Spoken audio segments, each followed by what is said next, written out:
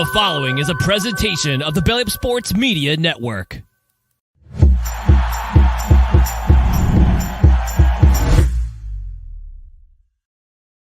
And welcome in, everybody, to another episode of the HighLowSports podcast. We appreciate you all for joining us here on this Wednesday evening, or if it's one of your other favorite places to check out podcasts. It is always a pleasure to hang out with you all and talk about what is going on in the world of sports. It is DJ, joined as always by my co-host Kelcey. And you know what, Kelcey? It's the weekend. It's Super Bowl weekend. We got the big game coming up here, and I, for one, am excited. And we got a pretty fun show here today too. Yeah, it is the Super Week. We kind of led into this one with our Tier Tuesdays. If you guys missed that, go check that out over on YouTube. We talked Super Bowl MVPs. I don't know who's going to get it this year, but we might talk about it a little bit. And honestly, I can't wait. I know a lot of people are upset about the game. It's not the game anybody wanted, whether it be because of the 49ers or the Chiefs and just getting tired of both. Who cares? It's going to be a fun game anyways. It's always a Super Bowl. At the very least, we'll all get commercials to enjoy. Absolutely. There's going to be some very fun commercials as well. And I am fortunate enough that my work will actually be having a few commercials in there too for my day job as well. So that'll be something to look forward to as well. And, we also got a fun interview coming up in the main event right now, which we look forward to getting into. But for now, we'll go and start off with Kelcey's third favorite part of every show. That is the tip-off. The tip-off, of course, brought to you by our friends over at SeatGeek. Use code BellyUpSports for $20 off your first set of tickets, whether it's concerts, sporting events, or anything that you get tickets to. Be sure to jump on that and get $20 off your first set. And you know what, guys? We already mentioned it. We'll get right into it. Super Bowl is right around the corner. 49ers taking on the Chiefs. Deja vu from 4 years ago. And for this one, I think it's going to be quite the fun matchup overall. Not what we were looking forward to, as you mentioned, but for this one, I'll go ahead and start with you. What is one thing in this Super Bowl that stands out that you're really looking forward to, whether it's like a matchup, a strategy thing, or what in this game is something that stands out to you that you're going to be keeping an eye on? Yeah, I'm looking at coaching battle. I'm looking at the offense for the 49ers, and I'm looking at the defense for the Chiefs. Directly, those two. I look, the other side of it is also a great matchup. But let's be honest, the real chess match here is what the Chiefs offense can do, and better yet, what the Chiefs defense can do and what the 49ers offense can do. And look, you look at the Chiefs, one of the highest blitz percentages in the league, and successful blitz percentages in the league. And that's huge. Can they get to Brock Purdy? Can they knock him off his mark? We've talked about this before. Our version of game manager is not the insulting version a lot of people have been talking about with Brock Purdy. We're talking about a guy who keeps his team on track. We're talking about a guy who makes the right reads. We're talking about a guy who, while may not win you every game, he's not going to go out there and lose you a game. Can you make him uncomfortable if you're the Chiefs defense? And then on the flip side of that, if you're the offense, can you just keep doing what you're doing if you've been the 49ers? Your offense is fantastic. You're predicated by the run of Christian McCaffrey. Dude scored in all but 2 games this season, I believe. Something ridiculous like that, yeah. I mean, there was a 14-week stretch where he scored a touchdown in every single game. That's insane. Your receiving core, whether they're all fully healthy or not, they should be fully healthy unless one of them got bit by a coyote. They should be good. I mean, we're talking Brandon Ayuk, who's in line for a fantastic contract this offseason. Talking about George Kittle, one of the best tight ends in the game. Talking about Deebo Samuel, one of the best guys to get the ball just in his hands and see what he can do. And then there's unsung guys on this offense as well. But I mean, we got to talk about Juice, Kyle Juszczyk. I mean, he's a fantastic piece, an underrated fullback. I don't even know if I can call him a fullback. He's really tight end adjacent. And then that offensive line led by Trent Williams. Dude is a fine wine, getting better with age. It's kind of crazy in a lot of ways. He got picked up by the Niners at 32, and ever since then he's been an all-pro. I mean, there's no other way to put it. The dude is a monster, and can he protect Brock Purdy? Can Brock Purdy stay on track? I mean, the offense. That's where I'm going to look for the 49ers offense versus the Chiefs defense. It comes down to a chess game between the two coaches there calling plays. So. That's interesting. And I'm glad you ended with Trent Williams. That's a perfect segue into what I was looking forward to go into, because as you just mentioned, Trent Williams has been the best left tackle for like 3-4 years since he got there, since he signed that monster deal. When whoever's on Trent Williams, you're like, we're good. It could be Myles Garrett out there, and you're like, okay, Myles is going to win sometimes. But pretty much everyone else, you're like, okay, we're good. We'll take our chances at that point. So I'm going to actually twist mine to the interior of that offensive line, where I'm going to really focus, because they've been fine. Like everything's highlighted by Trent Williams, but the interior of the offensive line is not quite as strong. And you got Stone Cold Chris Jones on the other side coming forward as well, too, who's been wreaking havoc all season. Not only that, the Steve Spagnuolo this year, now that he has corners that he likes on the outside, he's been in his bag, his friend's bag, his bag's bag, pulling out some of these defensive blitzes we've seen throughout the year. The double mug from the linebackers like Nick Bolton and Drew Tranquill. You see the stunts with Carl Loftus and Chris Jones coming from outside to inside. Like Trent Williams will be fine. It's those three in the middle. I'm curious how they're going to handle this. And then piggybacking off of that, how does Brock Purdy handle it when Chris Jones is running a 40-yard dash at him right in his face when he gets through almost unblocked? Then, or when George Karlaftis has that inside move after they double team Chris Jones and he comes twisting off of him like the old Texas stunt from the Friday Night Lights movie, something along those as well too. How are they going to handle that? Or when both those linebackers all game have been sitting the A gap and dropping out, then out of nowhere Nick Bolton gets that full head start. We know how he likes to make plays in the Super Bowl, just going back 365 days ago now, basically.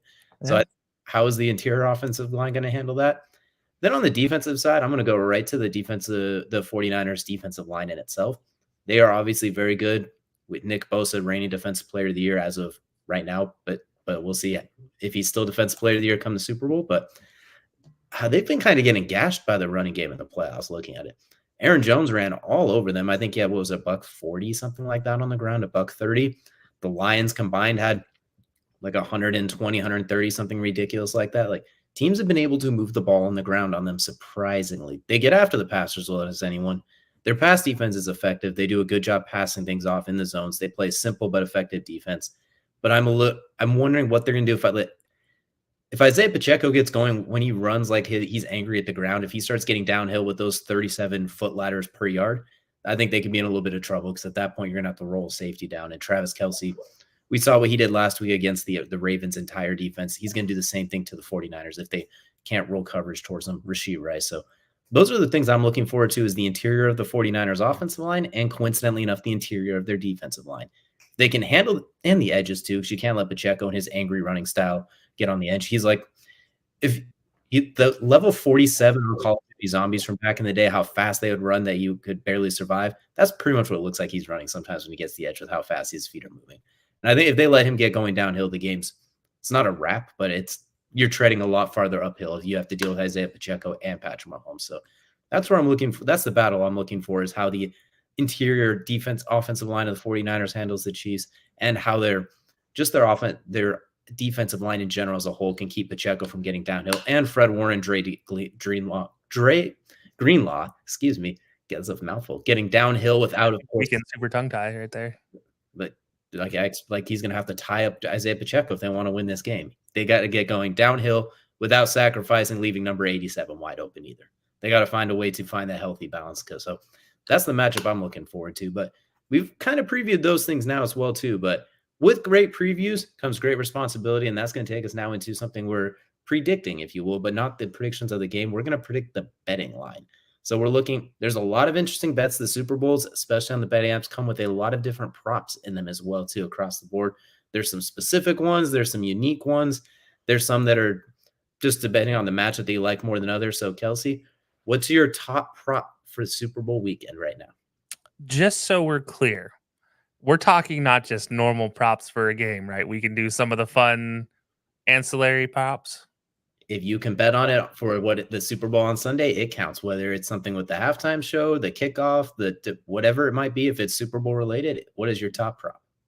Okay, so I'm going with one of my favorite that I bet almost every Super Bowl. It's not anything crazy. This one's actually kind of unique. It doesn't really happen that often. But I'm going with a Willoughby or Scorigami. This one's actually relatively realistic as far as, especially if you give these two offenses the opportunity, we could get a never before seen score. So if you guys don't know what Scorigami is, it describes an NFL game that ends with an original final score that hasn't happened in the league's history. And that's 15,790 total NFL games. And a distinct score has occurred only 1,084 times. So we're talking very small percentage, but it's a fun one. So it's 6.5% of the chance. Last one was about 10 years ago. No on that line is a minus 10,000 odds. So if you bet no, you're going to be like, maybe you owe $1. I don't even know anymore. Maybe you get a penny back. But The yes line is plus 2,500. So pay $1, get $25 back. I'm going that way. I've never gotten this right, by the way. Never on purpose gotten this one right. I got a bet. 10 years ago, I did bet on a square that was a scoregami, and it did work. But that was an accident. I didn't know what a scoregami was at the time. I've been chasing that tail since then. So me pressing $1 and $1 now on the scoregami with those 2,500 odds, I will take my chance that we get an 11 to 7.5 or something ridiculous like that. Yeah, why not? Right? Exactly. There's a lot of novelties we could dedicate the entire show to it and go over which ones we like, we don't like. But I'm gonna actually, with so many options, I'm gonna reel it into one of these simplest ones. I'm gonna look at touchdown scores and not just any time. I'm gonna look at the first touchdown score. I'm gonna pick Travis Kelcey at plus 750 for the first touchdown score. The Chiefs in the playoffs have gotten off to rapidly quick starts. We saw it against the Ravens. They came out 17 out of the gate, then kind of just cruised the rest of the way. Bills, they came out hot, then had to come on late. We saw it against the Dolphins as well to that game. Most of these games are over pretty quickly. They come when they're in those early parts of the game, whether they're scripted or not, they come out firing. And I think Travis Kelce set up to have one heck of a game after what he did to a team in the Ravens that is built to stop him with Kyle Hamilton, Roquan Smith, and Patrick Queen, and he had his best playoff game in years, arguably. And he's been playing his best football right now as well. I'm not going to get into the Taylor Swift factor that might or may not play into it. But the 49ers, I don't know what they're going to do to stop him necessarily. Fred Warner's awesome, but if he's going to get by 3 first and second team All-Pros last week in positions built to stop him, we'll see. And especially in those early parts of the game, we saw it last year. He scored the first touchdown for the Chiefs. Even against Tampa Bay, he had a fantastic game. He's going to come out early. He's going to come out swinging. The Chiefs are as well. I'm going to go. And the 49ers, look how slow they have started the postseason. They were getting smacked around by Green Bay a little bit early. They were getting ramrodded by the Lions until the Lions kind of Lions did there at the end. Thanks a lot, Kevin. So I'm going to go with Travis Kelce at plus 750 first touchdown score. It's not a lot less. So like bet 1, get $7 back, but you bet 5, you get 40 for something that seems very likely in the 49ers, even if they get the ball first, with how slow they've been starting. I wouldn't be surprised if they get the ball and then end up having it's a Super Bowl.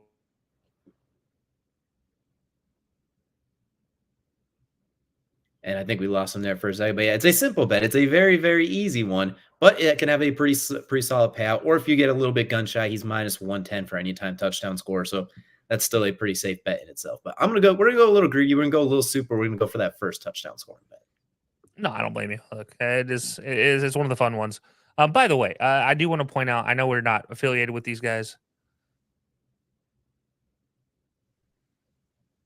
Okay. All right. I'm back now. I think I'm back now. Here we go. So I know we're not affiliated with these going on, and it's a free entry deal. You can bet for their prop bet challenge. So you just create a prop bet challenge. So the person who predicts the most correct can win a $58,000 grand prize. And who is that again? It kind of lagged out when you're saying who it was. Oh, sorry. That is BetMGM. So I know we're not affiliated with them, but hey, shout out to BetMGM if they want to come sponsor the show. But seriously, no, it is, there's all sorts of bets, everything you can bet on. This is one of the most bet on events in the world. So why not try to make a little bit of money? And you don't have to pay anything to enter it. Absolutely, as well too. So a lot of bets to look forward to. And now comes from the moment of truth now as well too. Super Bowl prediction time. We'll pick the winner. We can pick a score if you're feeling up to it, and we'll pick an MVP. Kelcey, I'll let you lead the way. Which one of these teams are you excited to win the Super Bowl? I don't know about excited. Maybe the proposal afterwards, it could be fun. We'll see if that happens. Yeah. Dun, dun, dun, dun. Anyways, I'm gonna go the Chiefs. I feel like I let the cat out of the bag already with the proposal joke, but yeah, I'm going Chiefs. Maybe no surprise here. Since I picked a scoregami, so that means I have to give you a unique score for this one. So I'm giving you the most unique score I can give you, which I'm going to go 33-19. Fun fact about this, by the way, during the season, if you beat the 49ers after they scored more than 18 points, you lost your quarterback for the rest of the season in the next game. Happened to the Vikings, being probably the most crucial one there. And yeah, so interesting fact. I don't know if that'll apply going into next season, but it could be something that applies there. Well, But yeah, give me the Chiefs winning here 33-19. All right. Interesting. All right. Let the Chiefs fans, if that happens, are going to be cursing you now. But My fault. Blame TikTok. Yeah, that's fair. We can always blame TikTok. I'm in the same vein. As much as I don't really want to pick the Chiefs, but I don't really want to pick the 49ers. When I look at it from a head perspective, I'm going to take the Chiefs. But every time you give them points, they seem to find a way to win. Like it's been that way the last 2 postseason games, and you're giving them 2.5 right now. I think they're going to squeakily find a way to win. I don't know how. If they lose, they're going to cover that 2.5. I can't give you like a full. It's just like that weird head feel, like your head tells you this at this point. So I'm going to take the Chiefs. I'm going to go with something really close, like 26-28. I think it could be like a late field goal or like a missed PAT, then having to go for 2 that causes something silly and goofy. I'm going to take Travis Kelcey Super Bowl MVP as well too, because when we look at the Patriots when they did their 3 out of 4 runs both times, it was the quarterback the first 2 times, then the leading pass catcher the third time. And the Chiefs seem to be doing everything to mimic the Patriots as possible. Best quarterback, Hall of Fame coach, Hall of Fame tight end, elite defense. They're copying them T for T at this point. Might as well keep the trend going. So, and you know what? The script is in. Travis Kelcey gets the Super Bowl MVP. We already know the script is already written. So I'm going to roll with that one. Yeah. I kind of want to double back on our prop bets for a second. There is a prop bet for whether Travis Kelcey wins the Super Bowl MVP. I believe odds are something like 1,750 or 2,500 on that. By the way, and there is also a prediction of afterwards where there'll be a proposal on the field from a player to their girlfriend. Book it now. Travis Kelcey wins the MVP, proposes Taylor Swift on the after the game on camera. We have officially overstayed the Super Bowl welcome now as well too. So that's what we're looking at. Let us know down below what your predictions are for the Super Bowl as well. But that's going to take us into Kelcey's second favorite part of every show, and that is of course the main event. And you know what? For the main event today, we're doing some things a little bit differently here. We're going to actually talk a little bit of basketball, but not in the same way that we normally do. I got a chance to hang out with the NEO Spotlight founder, TJ Peatross, to talk a little bit about basketball scouting in Northeast Ohio at the high school and college level. So we're going to go ahead and let him explain to us a little bit about college basketball and the scouting process. Let's start things off with, tell us what NEO Spotlight is. So NEO Spotlight is what's referred to as an NCAA scouting service. Long story short, college coaches from across the country, whether it's Division I, Division II, all the way down to the NAI level, are able to subscribe, and more or less they're paying me to be out on the road. I am like an extension of their staff, so to speak. A lot of coaches at the scholarship level, they all have a calendar in terms of when they're allowed to be out, when they're not allowed to be out. They have a certain amount of hours that they're able to, be on the road and log with recruits. Whereas me, I have no restrictions at all. So I'm able to cover as many games as I like, as often as I would like to. So it serves as a pretty useful and resourceful tool for them and helping them in the process of identifying potential recruits, and just kind of make their job easier for when the spring and the summer, when the majority of their recruiting takes place.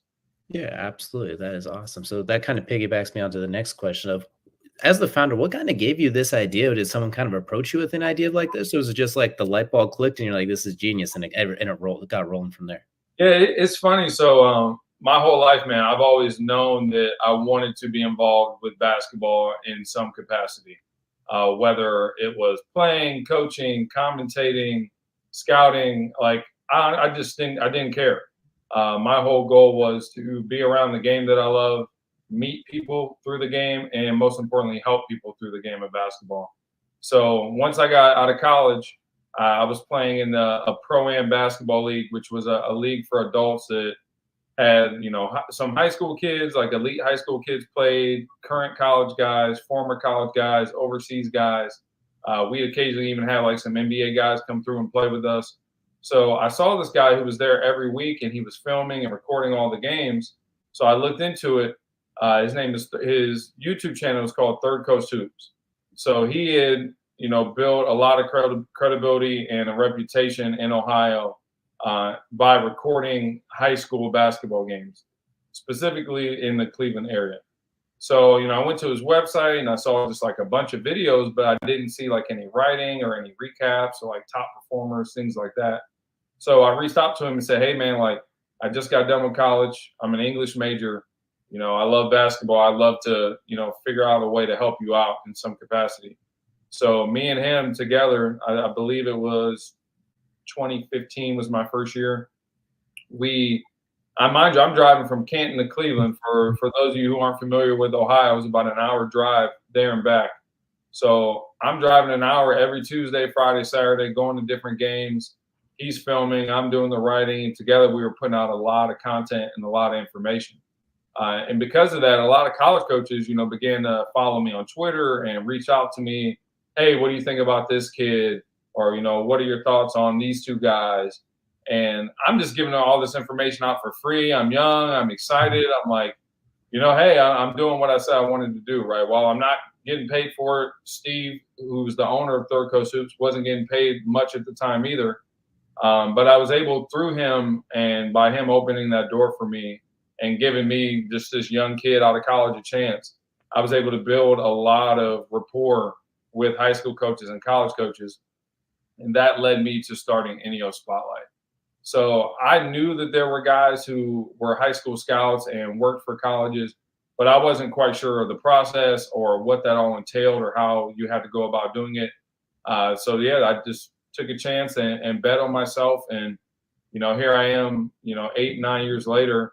I work with over 75 schools across the country, and I get paid to watch basketball and do exactly what I said I wanted to do. So it's very fortunate. Carved your own path and are living the dream right now as well. Even before betting was legal in Ohio, you bet on yourself and made the most of it. That's awesome. Absolutely. That's so cool.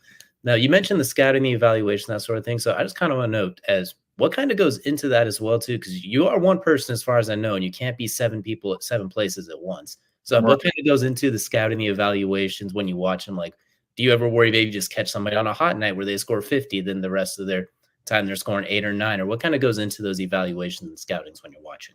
So that's a great question. There are a lot of guys who refer to themselves as like national scouts, guys who travel to different events across the country and just kind of watch all the top players.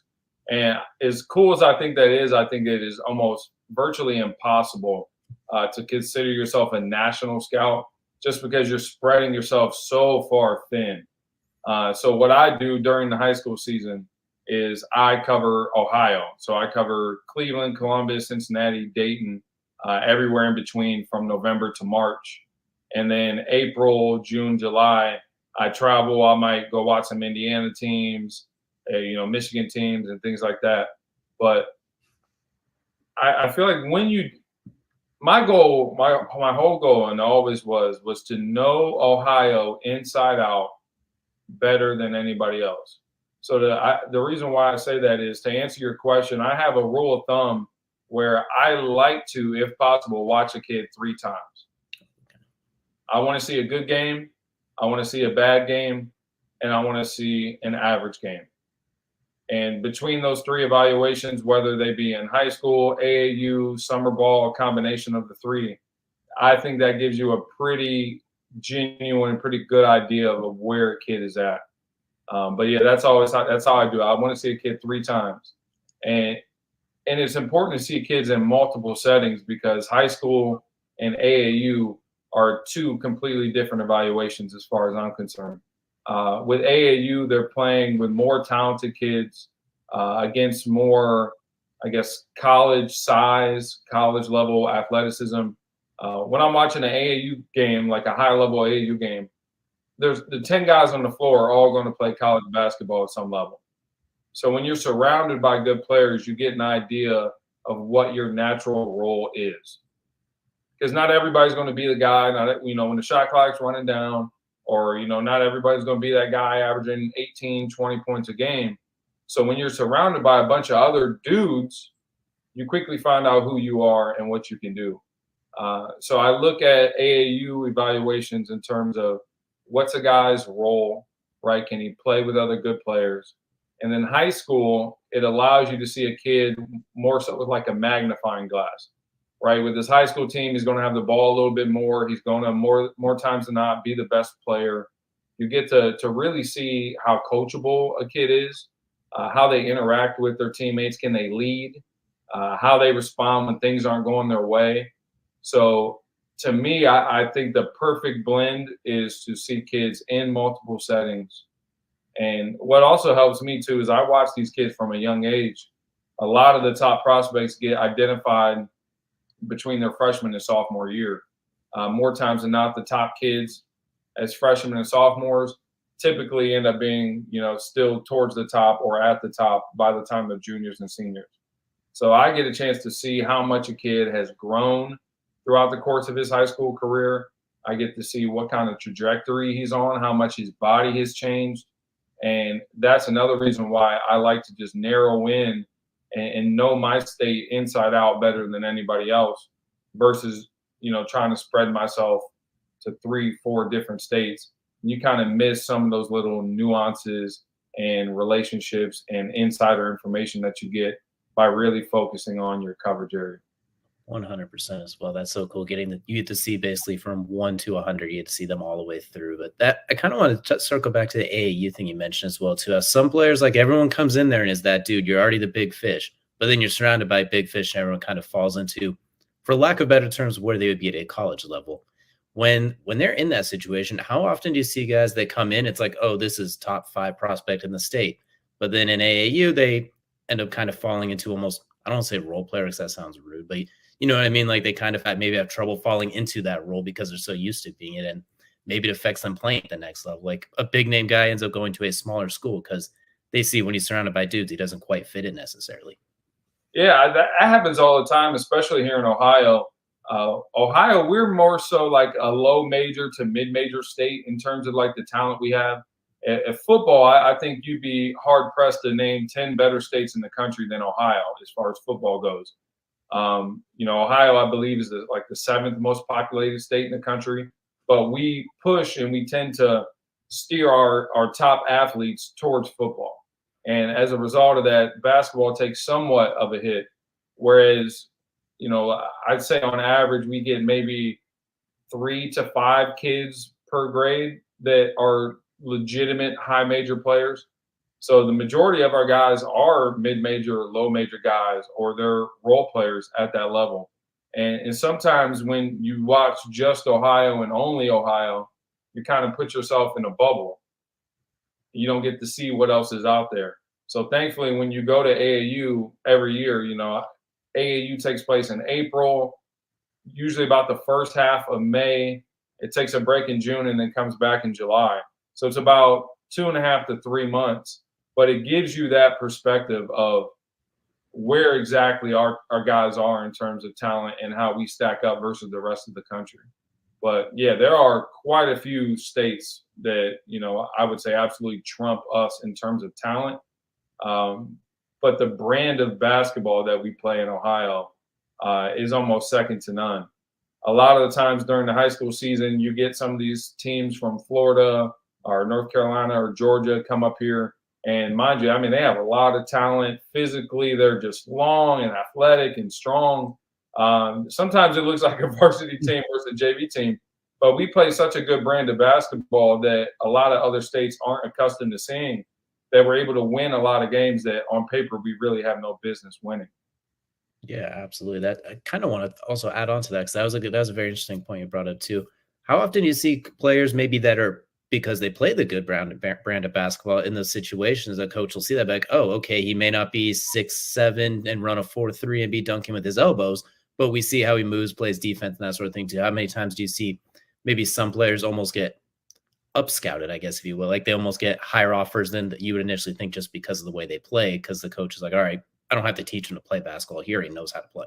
Absolutely. That's a very undervalued aspect of scouting and evaluating young talent. Is I take into account, how has this kid been coached, right? Because 9 times out of 10, when a high school kid goes to the collegiate level, physically you're going to be behind the curve, right? Those guys are going to be bigger than you, stronger than you, especially with the NCAA adding that 5th year because of COVID. Those guys are starting to phase out. I believe this is the last year. Current seniors are the last guys in college to get that 5th year. But more times than not, you're coming into college physically behind the curve. You can't also be coming into college mentally behind the curve as well. So when I was young and first starting out, obviously you get excited by, the crossovers and the dunks and, how athletic a guy is, right? That's what, a lot of the highlight tapes and Instagram and YouTube videos promote and they push, right? So a lot of casual people or, I guess people who are outside of the realm of scouting and evaluating, we get caught up in that, right? But the longer you do it, the more you appreciate just guys who know how to play. And very, very rarely, do I find kids that genuinely have just a natural feel and a basketball IQ, and they understand when to dribble, when to pass, when to shoot. And I think I was having this conversation with a few people the other day. I saw a percentage on Twitter. It said 30% of the league right in the NBA right now is, European players or overseas guys. And they expect in about 10 to 15 years that number is going to be closer to 50%. And I think that's a result of just simply guys in the United States not knowing how to play basketball. So for me, that's something I extremely value is first thing I look for is, does he play hard? Because as crazy as it sounds, is having a high motor and a kid who competes and values every possession, that's become a skill, because it's hard to find kids who just flat out compete and are tough. So 1, does he play hard? 2, does he know how to play? And a big thing that I personally look for and I put a lot of value in is, what else does this kid do besides score the basketball? How does he impact the game when the ball is not going through the hoop? So that's extremely important, just simply knowing how to play basketball. I can't remember who said the quote I think it was a few months ago. Someone's like 30% of the NBA doesn't even like basketball. They're just tall and can run or something like that too. And that's kind of how you get there, is you basically grew up watching the And One mixtapes and suddenly you realize you could do that and it gets you that far. But the kids who know how to play, like you mentioned, they're the ones who end up winning championships and going far or getting college paid for, even if they don't make it to the next level. So that's really good to hear people talk about that, because I'm a sucker for a well-set pick. Or a well-set pick or a good quality roller, good spacing. So that's awesome to hear that. You'd be shocked at just how many kids that don't even know how to set a proper ball screen. I can only imagine too, like the flailing knees and the flailing elbows, unable to set like it. Guards that don't play with pace, right? They don't allow the big to get set, so then it becomes a moving screen. It's a very simple game that we've somehow made a lot more difficult than it needs to be. Exactly. It's turned simple addition into rocket science when it could really be solved with 2 + 2. It's funny how that is, but absolutely. I want to circle too. I do see that you do some seminars and sit downs with coaches and teams too. So tell me a little bit about what goes into those. What do those usually entail? So during COVID, right? Obviously that was a weird time for everybody. One thing that I found the most interesting about the pandemic was, regardless of what field of work you were in, where you were at in life, how much money you had, how much money you didn't have, once COVID hit, we were all in the same spot, right? And we were all trying to figure it out, not sure where things were going. So during this time, there were a lot of things going on and transpiring with the NCAA. So, for example, kids who graduated high school in 2020 and went on to college, they all got a free year of college. So anybody that was in college during that, I believe it was the 2019-2020 college season, all 4 of those grades, right, freshman, sophomore, junior, senior, got a free year, right, got an additional year. So if you were a senior, let's say at Ohio State at that time, you could come back as a 5th year and still be a senior. Because a lot of conferences said, hey, we're not playing. Some conferences opted to play anyway. So a lot of people were confused. Hey, how is this going to affect high school players in recruitment? And then you throw in the NCAA transfer portal, right, and the trickle-down effect that has had. So it took some adjustment from me to figure out exactly, okay, how valuable am I right now as a scouting service when a lot of coaches are, kind of transitioning to the transfer portal. So it took some time for me to figure out where things were at. So, and this is something I do on a daily basis. I talk to dozens of college coaches throughout the week. So if I was playing catch up, I couldn't imagine where a lot of these student athletes and parents were at. So because of that, I started doing recruiting seminars across Ohio, where I travel to high schools and I speak with parents, student athletes, coaching staffs, and just kind of give them an idea of the current recruiting landscape, where things are headed, what they can do to best prepare themselves and put themselves in the best situation in order to be recruited at the next level. So yeah, awesome. Which I have to ask, it's probably unlikely, but I'm curious. Have you ever had a coach or a player basically try and talk back to you, get snippy with you, or like go a la Cruz from Coach Carter and just try and snap back or anything like that? Have you ever had anyone try and get lippy or anything like that with you? no, very like, all right, I'm trying to think of how to say this. So I always tell people not to ask questions that you're not prepared to hear the answer, right? Because if you ask me something, the only thing is TJ Peatross know how to do is give you my honest opinion. It might be what you want to hear. It might not be what you want to hear, but at least you're going to know that I gave you my honest to God opinion. So sometimes when people ask me, hey, whether it's a high school coach, hey, what do you think about my kid? Or a parent says, hey, what level, do you think my kid is? Then, sometimes there's some pushback. Someone told me one time, and this always resonated with me, that high school coaches think their players are one level better than they are, and their dads think they're 2 levels better than what they are. So naturally, people have these very high expectations of where they think their kid can play. So yeah, there's a little pushback there. But I try to keep a lot of my opinions, as far as that goes, private and with the college coaches that I work for. I've learned the hard way that giving those type of assessments and evaluations to high school coaches or parents, it tends to not go well, just because I just don't think where their expectations are and where reality is are a country mile apart. Every single time. And then the athletes on top of that. So even when I was a high school athlete and was an okay one, I thought I was going D1 when that was definitely not the case, and no one was going to tell me otherwise. So I can only imagine it's the parent on top of it. So yeah, and social media has had such a huge impact on the world of high school basketball. And it has forced the college coaches to adjust as well. So do you remember when kids were in high school and you would get letters in the mail, whether it was from like Ohio State or Dayton or Akron or whoever it was, right?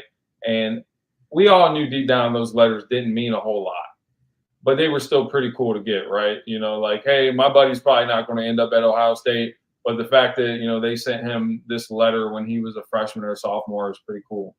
So scholarship offers have almost become like the new letters. You see a lot of kids get offered as freshmen, sophomores, and majority of the time, those offers aren't even real. They're college coaches who are trying to appease AAU coaches, or, hey, like, give you an example. There's a kid who got an offer recently, and when I reached out to the college coach, he told me, hey, I've never even seen the kid play. So the only reason I offered him, my buddy is the head coach at that high school. So I wanted to offer his guy and just kind of do him a solid. So what happens is you see people these parents and kids see their peers getting offers, right? Scholarship offers on Twitter, Instagram, whatever it is. And then it becomes a measuring stick. And everyone is just kind of chasing after this attention and this validation. And majority of the time, it's just not even genuine. So, yeah, social media has had more of a negative impact than positive impact, I would say, on just not only our society in general, but just the way things move and operate within what I do. Absolutely. I think I still have 1 or 2 of those letters from when I was a kid too. It's like, I'm definitely not going. You just saw me like one of the summer camps and just threw that at me, but I still like that letter, even though I knew it was kind of empty. If it's an actual scholarship and that would have happened, I would have pouted for a very long time. So I can't even imagine what it's like. Absolutely. Yeah. So yeah, it's just interesting to see where things are going, man. And just quite frankly, you know, basketball culture, especially high school basketball in the United States, is just not in a great place right now. I think it's going to take a hard reset and just a drastic change of the way we do things at the youth level to get things back on track and where they need to be. Absolutely. And you mentioned social media and a drastic change. So that's a good segue into our next topic. So a couple weeks ago, me and my co-host talked to the founder of the Players NIL, and we were talking with him, he mentioned how NIL is actually really starting at the high school level for a lot of these kids too. Not necessarily the pay-to-play ones, but the ones who maybe talk with like a local business and then post on social media, that sort of thing too. Is that something that you've kind of encountered when speaking with athletes, when talking with scouting, or how's that kind of changed since you started to where we're at now? So here in Ohio, student athletes are not prohibited to receive NIL in Ohio. I believe Pennsylvania, they are. There are a few bordering states where it is allowed, but currently in Ohio, it is not. But I would say the kids who are really benefiting from NIL at the high school level are like the 1%ers. Mm-hmm. It's not gotten to a point, I'm not sure it will, where you see the majority of kids benefiting from that. And it's interesting. I think the whole NIL conversation, it's like Pandora's box. To me, it was like once you opened it, there's really no going back. It's the wild, wild west now. Oh, it's insane. And you see a lot of these schools, you know, giving out these big bags of money to kids or, you know, promising. I just heard a story about a high major kid in the SEC who plays basketball who was promised, I believe, like $400,000 to transfer there. And he's only received like $150,000 of it. And, you know, that kid's already used his one-time transfer, so it's not like he can leave again. But yeah, I think that the clock is running out on NIL. I'm just not sure what the ROI is to, you know, these schools and these alumni who are paying out these big sums of money and not winning conference championships and finishing the season with losing records. I think that the well for the vast majority is going to dry, and it's going to dry sooner rather than later. Absolutely. I wish if they need someone to donate that money, they can send it my way as well. But we'll circle back now. We'll circle back on track now. So when I covered sports for a little bit too, the one thing that was always interesting about high school sports is like championships and playoffs. They all go on at almost the exact same time, basically. Like there's Division 1, 1A, 2A, 3A. All of them go on at the same time. When I was in Montana, they all went on at the same time, so we had to drive like a country mile just to go between them as well. How do you kind of balance going to all of those playoff games going on at the same time, often in different areas too? Man, that's a good question. So I believe the tournament draw in Ohio is this Sunday. So by Sunday afternoon and evening, we should get all the district tournaments. So in Ohio, it goes from the district tournament to the regional tournament and then to the state tournament. We have 4 divisions, Division 1 through 4. Division 1 is our biggest, right? Those are a lot of the big schools that have 1,500, 2,000 kids. Division 4, you know, the much smaller private or just kind of rural schools. So I've always tried to get the most bang for my buck. So it's weird. So Ohio is split up into different regions, right? You have the Northeast region, the Central region, the East, the Southeast, the Northwest, and the Southwest. So they all come together at the end, right, for the state tournament. But during the district and the regional process, it's almost like each part of the state kind of does their own thing. So, for example, in Columbus, so the Central Ohio region, they do all of their Division 1 district final games in one gym on the same day. So I can go down there and I can see, you know, the 8 best Division 1 teams in Columbus on a Saturday afternoon. Whereas in Northeast Ohio, it's the biggest region. So instead of there being 4 districts, there are 6 districts in Northeast Ohio Division 1. And for whatever reason, we put all 6 of those districts, they played their district finals games in different places. So to me, it makes no sense, right, to stay up here and, you know, drive 45 minutes, you know, from game to game and maybe only see 2 or 3 games when I can go to Central Ohio and see 4 games and not have to move my butt And then Sunday, drive to Cincinnati and see all of their Division I district final games on the same day as well. So I try to map it out in a way that allows me to see the most potential prospects as possible. But like you said, when the tournament's going on, especially for me, it's tough because especially kids who are seniors, if they lose, I don't see them again. Right. And it's not like they get to move on and go play AAU again. Some, very few kids do. Like if you're an unsigned available senior, sometimes they'll play AAU in the spring. But more times than not, when a kid plays that last high school game as a senior, I don't see him play again until he's in college. So I try to prioritize, okay, who has a chance to lose? Who do I need to see? Can I see them before they possibly get eliminated from the tournament? But yeah, it is difficult and it's a lot to juggle. But yeah, I try to map it out in a way that allows me to see the most games and maximize my time. The fun synopsis of the job is just get to watch basketball, and that's it as a job. But there's a lot more that goes into it. The behind the scenes is it's a conspiracy theory board in the background with 7 different things. Oh, people have no idea, just like the puzzle you have to put together in your head. So I live in Cleveland, but I cover the whole state. So I guess the strategy I use is Monday through Thursday. I try to stick to Northeast Ohio. Unless there's like a really big game up here on a Friday night, then I'll stay. But I typically try to use Friday and Saturday and even Sundays as a way to travel to those other areas of the state and catch multiple games, and then come back home. But yeah, it's a puzzle. Just trying to figure out, okay, which teams am I going to see here at this event? Which teams, and do I have to take a Tuesday night out of my schedule and go see? Otherwise, I might not see them again. It requires a lot of organization, a lot of communication, and a lot of relationship building behind the scenes. It's certainly more than just going to games and watching basketball. None of it, if I'm being honest, feels like work. I get paid to talk basketball. I don't know if it gets much better than that. Exactly. There's always a light, even on the rainiest days. There's that light at the end of the tunnel. There's always the positive to it. That's awesome. Absolutely. Speaking of basketball too, and speaking of driving, I do see you have a podcast, your own Drive to Dayton podcast. So tell us a little bit about that. Yeah. So the Drive to Dayton podcast is a show that me, Kurt Stubbs, and Mike Roth all started about midway through last year. So the Ohio State tournament got moved from Columbus to Dayton. So we wanted to just kind of do a show that led up to the state tournament. So kind of like a weekly show to keep fans and just all the other basketball junkies like us informed on, which teams were playing well at what times, and which kids have been standing out. What are the top games of the week that they should go watch? So for what started, I thought it was just going to be a temporary thing.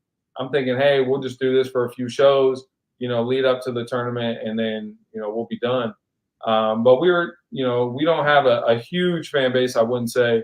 But we have a core, probably 200 to 300 people that listen to us every week. And we were getting bombarded, dude. Like right before the season started, they were like, hey, are you guys doing the show again? Like, when are you guys starting the show? So then we all got together and was like, hey man, let's keep the ball rolling. And it's fun. We just hop on a Zoom call every Monday, and we just shoot the crap, man, for 90 minutes about, what we saw that week and where we're going next and who's playing well. And it's fun. It also makes me feel a little more normal to see, to talk with two guys who are equally as obsessed with Ohio basketball as I am. So it definitely keeps me from going crazy more times than not. Absolutely. That's so cool. That's awesome. And now we'll get into some of the more fun things as well, too. You mentioned you're driving all over the state for work as well, too. And when I moved to Ohio and Cleveland, the first thing I noticed was, wow, the food here is actually surprisingly good. Like, I was surprised at how diversified the food was. There's a lot of really good options here. Tell me a little about some of your food adventures driving all over Ohio as well, too. Some of the good places you've gone, things that sort of thing. Yeah, so that's the cool thing about that. Obviously, I've been a food guy. Like, I've always loved to eat. But I wouldn't say I had like a passion for food or someone who was really willing to, step out of the box and try different things all the time. But when you're traveling, right, you're in Toledo this weekend or Columbus this weekend, right? You don't have your same go-to spots that you do when you're at home. So, I start reaching out to high school coaches and other media guys. I'm like, hey, man, where should I go eat? And, I started posting different places on, Twitter and Instagram, specifically small businesses I like to try and support, help build awareness. But yeah, it's fun, man. You start to, build a list in your phone. I had probably like 200 or 300 different places in Ohio. And I've quickly kind of become like the food guy. So like when college coaches are in town or they're going to a game in Columbus, they're like, hey man, I'm at this high school. Where should I go eat around here? So that's been a cool part of it too, man. It's just kind of expanding my palate, stepping out of my comfort zone, and just being able to just kind of help other people find new places that they love. I think that's like one of the coolest things is it's like similar to music, right? You send a buddy an album or a song that you like, and a few days later, they're like, man, I love this album, or man, I love this song. Thanks for putting me onto it. To me, I get that same feeling with restaurants. When I tell people about places and they go check it out and, they get back to me that they loved it or, they send me a picture of it. So to me, it's just all about building relationships, building relationships through basketball, building relationships through food. And that's just the best part of it, man. You get into it because you love basketball. And you quickly realize that you love the people in basketball just as much as you love actually watching the sport. So, yeah, the restaurants and the food tours and stuff like that it was kind of like a bonus. It just kind of happened organically. It wasn't something that I really planned for, but it's fun. I like when people reach out to me for food recommendations here. So. Absolutely. That's so cool. It's always about the people. I think every person that we've interviewed on the cast, every way, one way or the other, always comes back to the people you're around is always a big thing as well. Always does.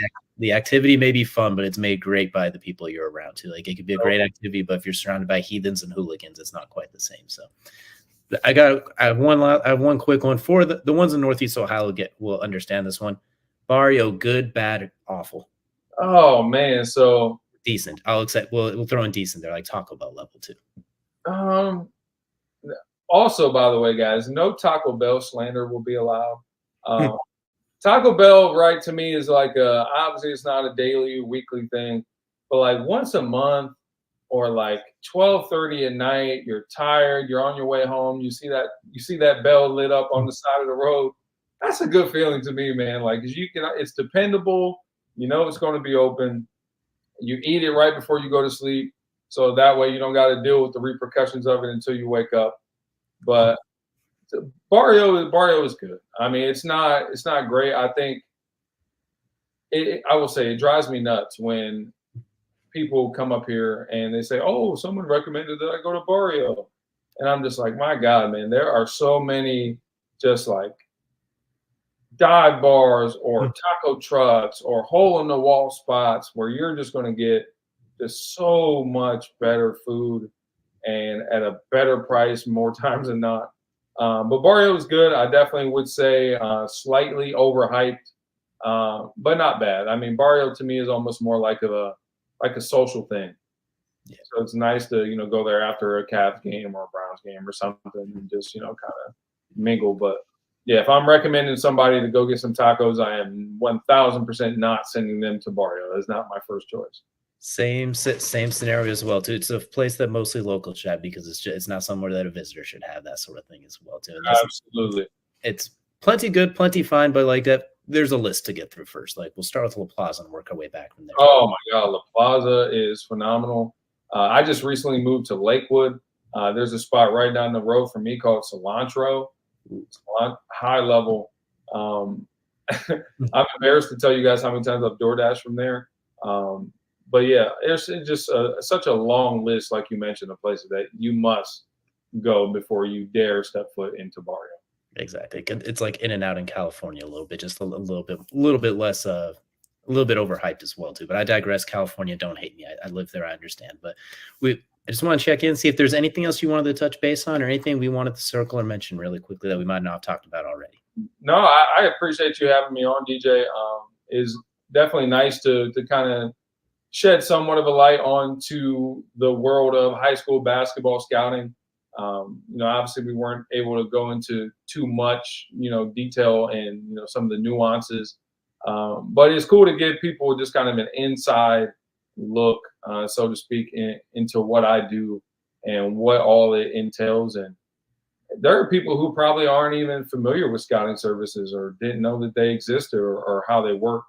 So it's definitely always cool to bring awareness, and maybe you spark someone up who is going to games on Tuesday and Friday nights just because they love it, and maybe it turns into a hobby or a side hustle for them as well. So I think that's the cool thing, is just watching like other media platforms come in and slowly build themselves up as well. So yeah, absolutely. If you start it up yourself, is almost better than taking the traditional path these days as well. And it's shown across the way as well. And that's not even a shot at traditional ways. It's just there's more options for more people this way too. So before we let you out here, or go and give you a chance, go and let everyone know where to find you, both the podcast and NEO Spotlight. So you can find NEO Spotlight on Twitter at NEO_Spotlight for all your updates on Ohio high school basketball. You can follow the Drive to Dayton podcast on YouTube, Apple Podcasts, or wherever it is that you listen to your weekly shows. I appreciate you guys for tuning in and watching. And if you have any questions or anything, feel free to reach out. My DMs are open. May not get back to you right away, but I will do my best to get back to you as soon as possible. So absolutely. And thank you so much, TJ. We greatly appreciate the time as well too. And good best of luck with the upcoming season as well too. And hopefully the drives are not too hectic or anything like that. And hopefully the weather cooperates. Yeah, I think we're past the brunt of it. It was like 50 degrees today by the time I went outside, so can't be too mad about that. I think we're kind of seeing the light at the end of the tunnel in Northeast Ohio. So knocking on wood that it stays that same way as well too. Well, thank you so much. We do greatly appreciate it. Yep, no problem. Good luck, and thanks for having me. Well, that was absolutely awesome. It was great to get to hear from them. I learned a lot about college basketball, scouting, everything like that. It was a pleasure. And we once again thank TJ a whole bunch for joining us and talking a little bit about what he does and basketball scouting as a whole.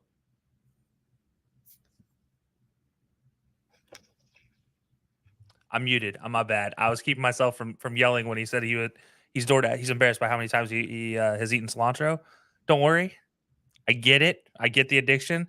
I'm glad I live on the east side now because I'm saving a little bit of money by not going there. Unfortunately, there are some restaurants here that I will say I'm probably spending more money on DoorDash for now.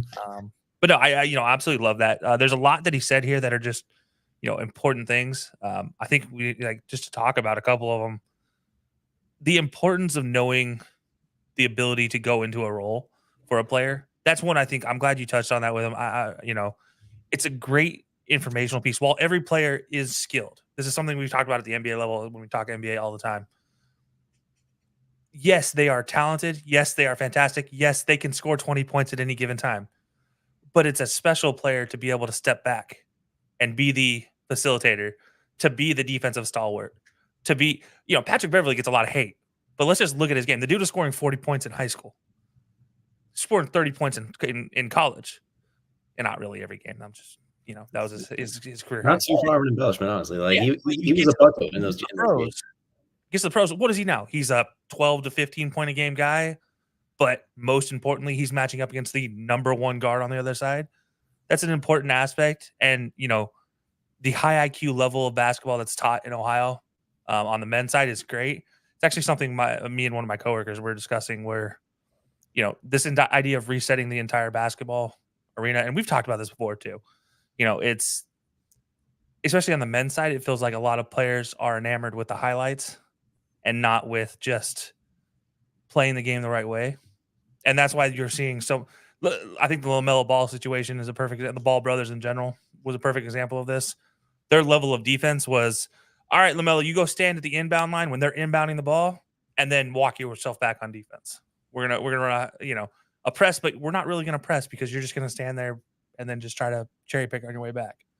You don't see it as much now, but you still don't see the level of technicality that you should in the rest of the game. So, I was glad he touched on that as well, because that's an important thing to realize. Just the ability that we need, just to be able to be a role player, but also the concept that maybe we need to instruct players better at a younger level. I think that's important. We're, always talking about that. And even in the NBA, they've talked about, LeBron talked about this on his barbershop show.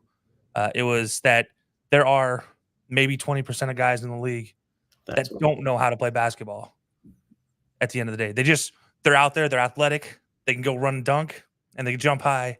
But in the reality of things, they don't know the idea of a motion offense. They don't know the concepts that are in basketball. They don't know the importance of keeping triangles in a triangle offense. If you ask them what Phil Jackson was known for, I don't know, coaching Kobe and MJ, not the triangle offense. That would never be a concept. You ask about George Karl, they would not know why George Karl is an important coach. So, that's all part of everything. I loved what he had to say. Honestly, I can't wait to get him back on because I know we're going to at some point in time.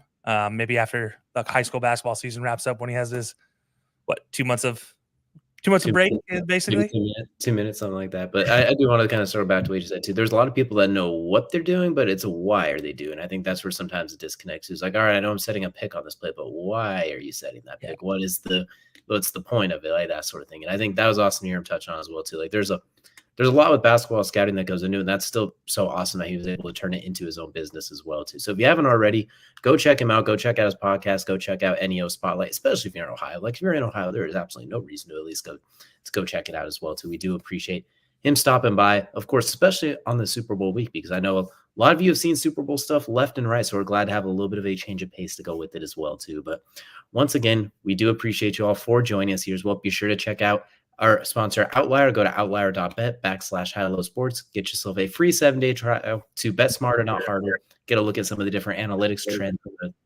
See if you can make some winning bets. You don't want to just follow ours this week as well, too. So thank you all for joining us, and we will see you all again next time. And don't forget, Taco Bell is the GOAT. Well, hold on.